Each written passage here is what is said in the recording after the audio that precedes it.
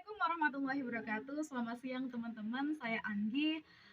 Di sini saya mendapatkan tugas dari Prof. Enviro untuk membuat sampah dapur menjadi kompos. Nah, sebelum kita masuk ke proses pengomposannya, yuk cek apa aja sih alat dan bahan yang harus dipersiapkan. Yang pertama ada keranjang sampah, teman-teman. Di sini kita menggunakan keranjang sampah yang berlubang karena pada proses pengomposan ini kita menggunakan oksigen atau aerob. Next ada kardus. Kardus di sini nanti kita akan pasang di sekitar keranjang, yang mana kardus ini harus sesuai dengan ukuran keranjangnya ya teman-teman.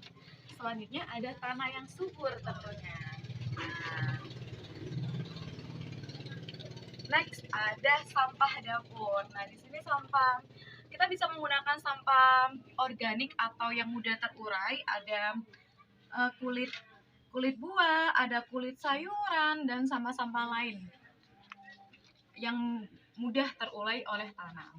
Nah, lalu bagaimana sih cara untuk mengompos? Yang pertama, kita kasih alas dulu teman-teman. Alasnya itu kita bisa pakai aram sekam atau bisa pakai kompos yang udah jadi. Tapi di sini mohon maaf banget ya, Prof. Saya sudah cari pupuk dan sekamnya tapi belum dapat. Nah, untuk dijadikan dasar saya pakai tanah yang subur ini. Kenapa sih kita kasih dasar tanah ini? Agar sampah dapur ini kan becek ya teman-teman. Nah, berarti untuk menampung airnya gitu. Kita pakai dasarnya.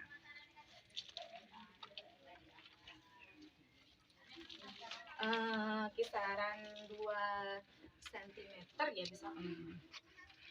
Nah, setelah itu kita taruh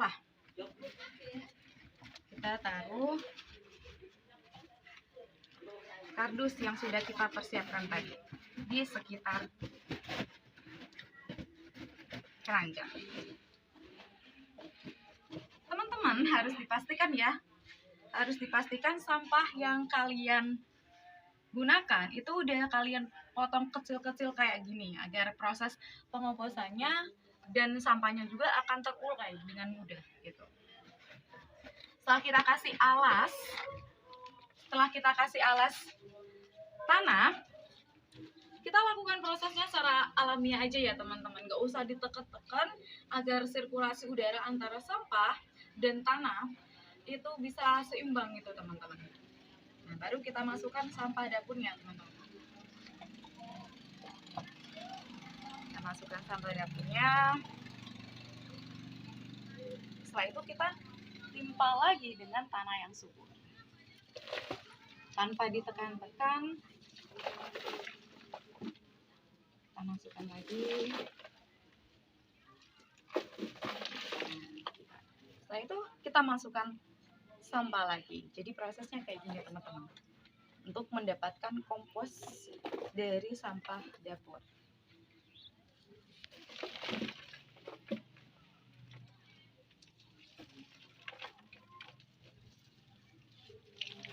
Nah, daripada beli pupuk ya teman-teman, kita buat aja sendiri.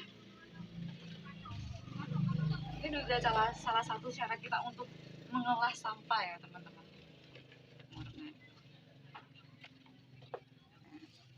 Lanjut.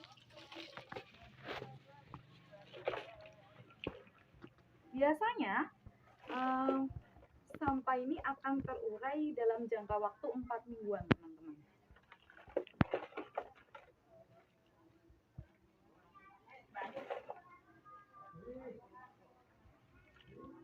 Oke, kita tambah sampahnya lagi.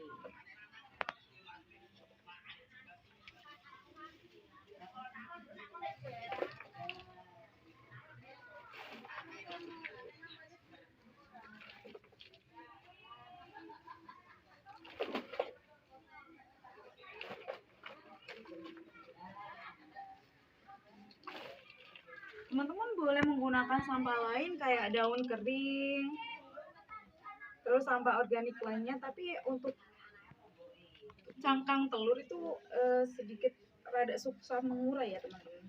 Jadi mungkin untuk bisa memudahkan prosesnya, dihaluskan dulu teman-teman menggunakan media itu. 1 kali lagi kayaknya udah nggak cukup teman-teman.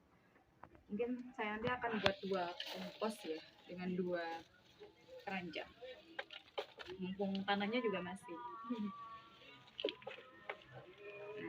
Nah, alas atasnya juga kita taruh tanah, teman-teman. Coba.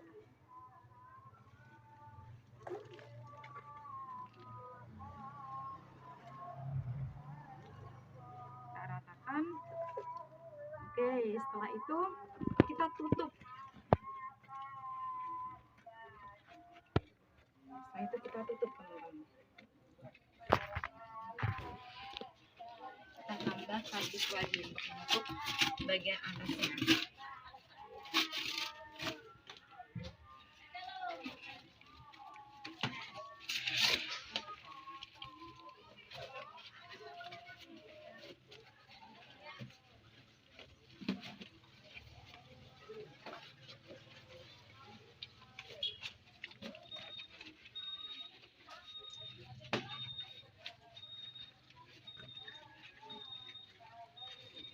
Kan rapat ya teman-teman. Nah, setelah seperti ini kita tunggu 4 minggu untuk mendapatkan hasil. Apakah kompos ini menjadi kompos yang berhasil? Kita tunggu 4 minggu dan saya akan update setiap minggunya untuk kalian. Oke, bagaimana hasilnya? Tunggu 4 minggu kemudian. Saya Anggi Suatu Najwa. Goodbye. Teman-teman, setelah 4 minggu project yang kita buat sama-sama ini sudah kita diamkan, maka kita lihat yuk gimana sih jadinya. Apakah sudah jadi kompos, sudah siap dipanen?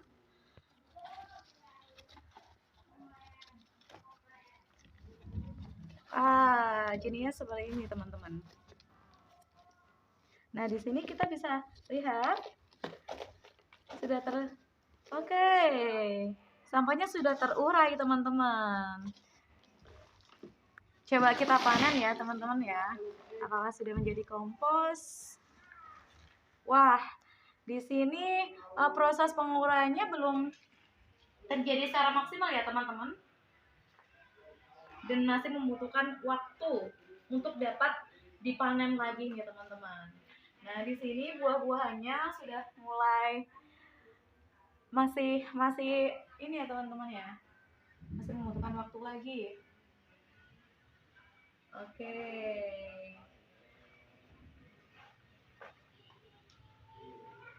Oke, apakah kompos ini sudah siap dipanen? Kita harus tahu dan harus bisa memenuhi indikator yang pertama. Harus berwarna kecoklat-coklatan dan hitam. Nah, kompos ini alhamdulillah sudah memenuhi standar itu ya teman-teman ya. Terus yang kedua, itu ketika kita pegang, komposnya tidak dalam keadaan lembab ataupun kering. Tidak keadaan basah ataupun kering, tapi dalam keadaan lembab gitu ya teman-teman. Nah, setelah itu bau dari kompos ini harus semula seperti bau tanah, bukan seperti bau sampah yang kita campurkan, sampah organik. Dan nampaknya teman-teman di sini memang ada beberapa sampah yang tidak bisa terurai dalam waktu 1 bulan teman-teman, seperti cangkang telur. Tadi saya menemukan cangkang telur yang belum bisa terurai gitu teman-teman. Nah, solusinya bagaimana? Solusinya adalah dengan kita memblender terlebih dahulu cangkang telur tersebut. Dan di sini juga ada di sini juga ada kulit singkong teman-teman. Kulit singkong yang belum bisa terurai secara sempurna. Kita bisa handle juga dengan menghaluskannya teman-teman ya, sebelum dimasukkan di proses pengomposan dari awal. Nah seperti ini. And this is the result of my project. Nah di sini bagaimana cara kita memanennya? Kita memanennya adalah dengan memfilter atau menyaring kompos yang sudah siap dipakai dengan sampah-sampah yang masih belum bisa terurai. Kita pisahkan dan setelah itu kita angin-anginkan ya teman-teman.